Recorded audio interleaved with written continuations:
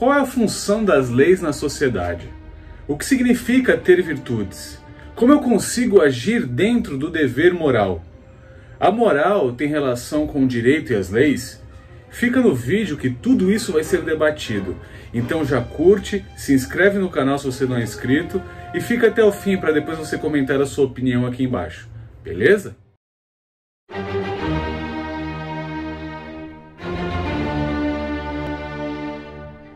Eu fiz um vídeo sobre a ideia dos pensadores de Frankfurt sobre a finalidade opressiva, segundo eles, das penas sobre quem pratica atos criminosos, da culpa da sociedade sobre as escolhas do indivíduo que resolve cometer o crime, e a ideia de descriminalizar algumas condutas que hoje em dia são consideradas delitos.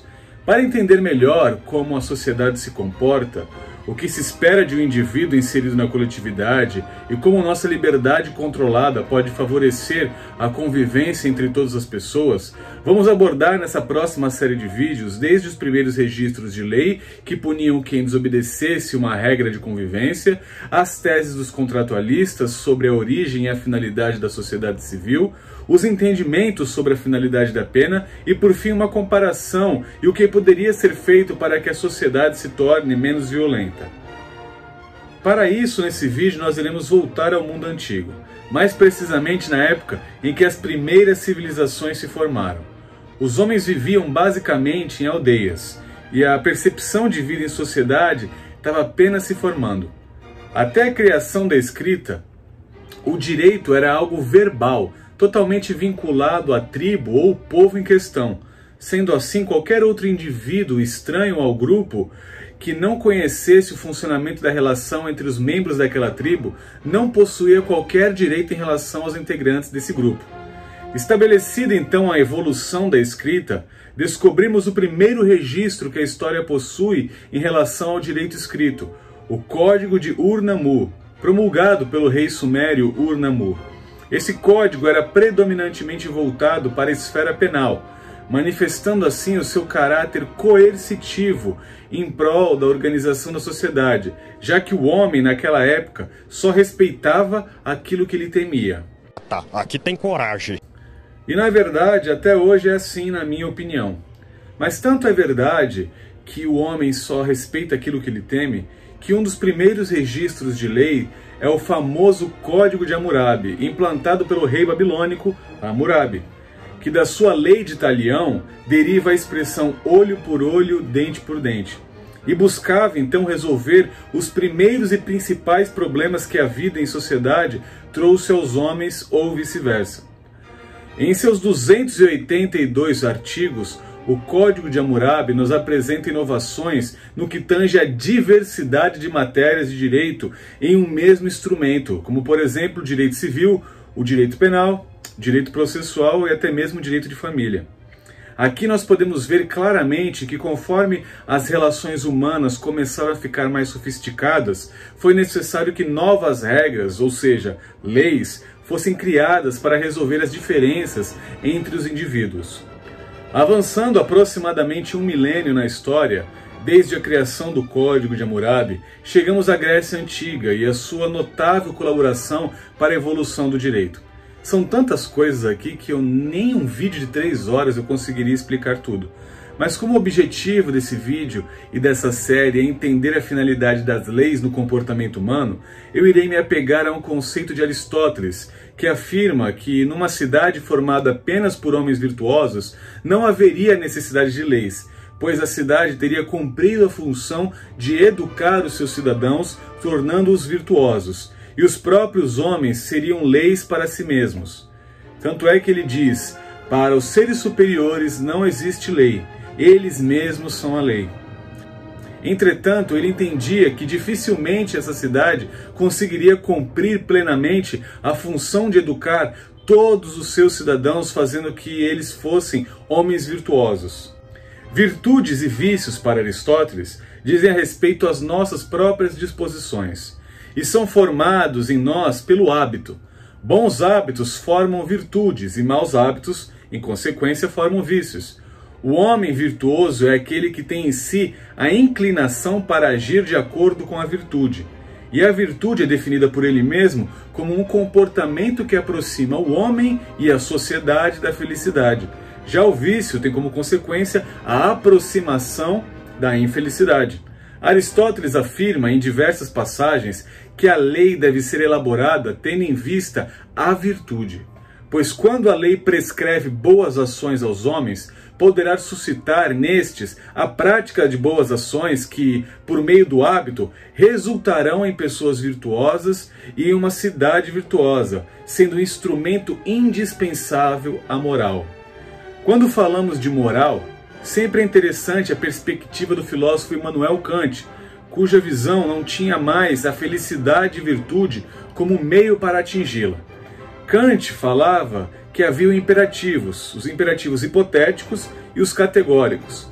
Os imperativos hipotéticos são aqueles condicionados, ou seja, você faz aquilo e eu faço isso. Então há uma condição para que aquilo ocorra. E o imperativo categórico são aqueles que, independente de qualquer condição, devem ser observados sempre pelo homem. Por isso Kant chamava de imperativo da moral. O dever é a necessidade de uma ação por respeito à lei, dizia Immanuel Kant. Kant tenta conceituar a formulação do imperativo categórico quando diz: haja apenas segundo uma máxima tal que possas, ao mesmo tempo, querer que ela se torne lei universal.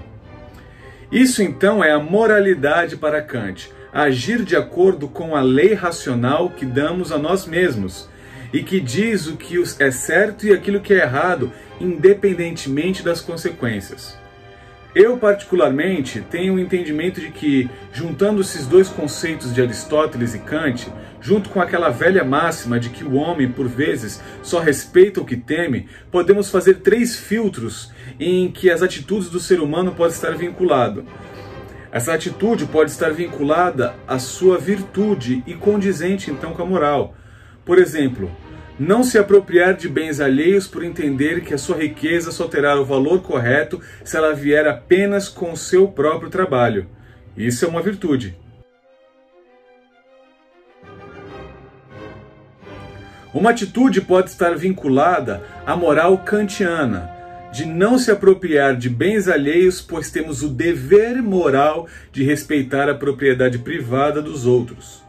Uma atitude de não se apropriar dos bens alheios pelo medo de sofrer uma punição ou retaliação caso não respeite a propriedade privada alheia, respeita o último filtro das atitudes humanas, na minha opinião. E há também aquele que tome atitudes ferindo todos esses filtros. Isso é apenas uma ilustração do meu pensamento acerca das atitudes humanas. Quem sou eu para querer teorizar em cima de Aristóteles e Kant? Mas já que eu estou aqui, vou dar minha contribuição para vocês. How dare you?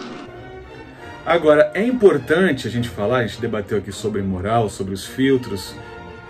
É importante a gente saber que nem sempre quando nós falamos de moral, nós estamos falando de um sinônimo de direito, certo? Direito-lei.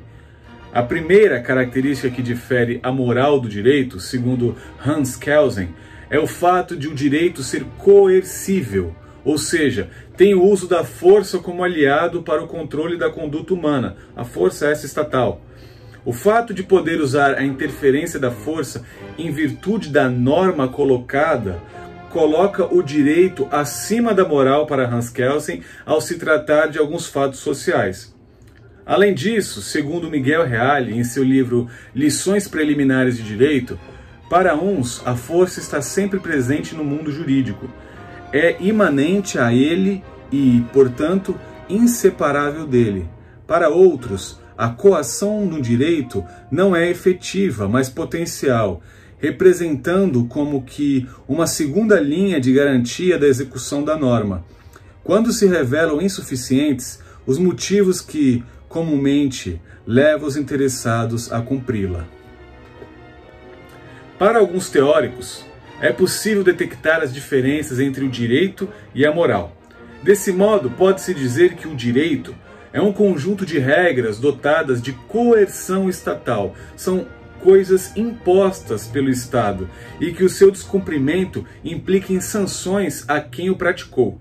Já a moral é definida pelas relações construídas dentro de uma sociedade que não possui caráter punitivo de forma legal, mas que são cumpridas devido a uma construção social sem necessariamente estar presente dentro do ordenamento jurídico.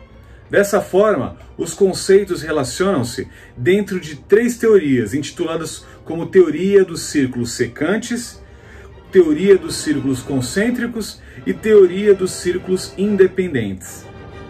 A teoria dos círculos concêntricos foi desenvolvida e objetivava conceituar que a ordem jurídica estaria totalmente inclusa no campo da moral, ou seja, o direito estaria totalmente dentro dos princípios morais. A teoria dos círculos secantes de Claude Dupasquier é o princípio de que o direito e a moral coexistem, não se separam, pois há um campo de competência comum entre eles, embora sejam coisas distintas.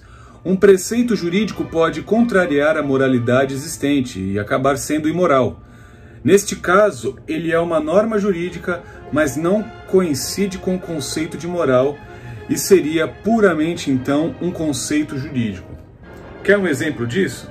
Existe um certo personagem na história brasileira que teve suas condenações criminais anuladas pela Suprema Corte por julgarem que o processo deveria ter sido julgado em outro lugar.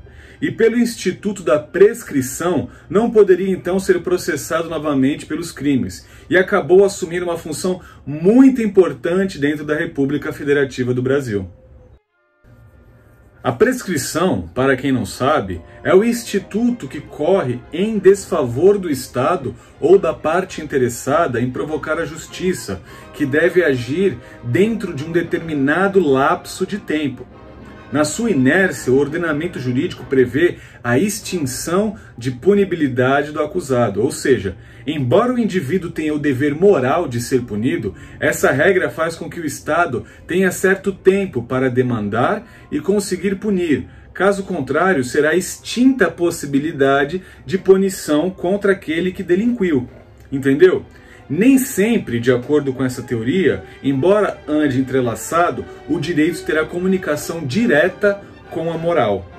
Deu para entender?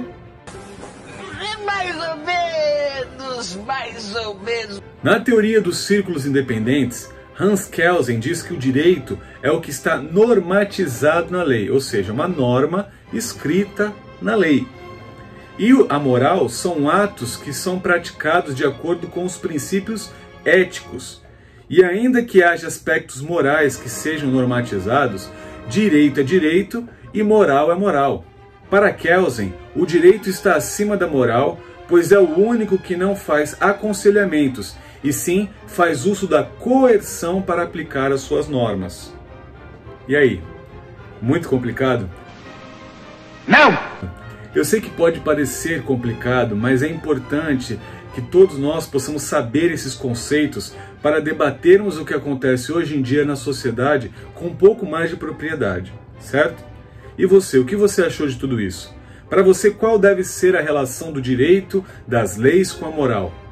Como anda a sua aquisição de virtudes? Comenta aqui embaixo e fica ligado que no próximo vídeo nós vamos abordar as teorias de como surgiu a sociedade civil como nós conhecemos hoje, analisando os denominados contratualistas, são pensadores que são chamados de contratualistas, e como surgiu o determinado contrato social.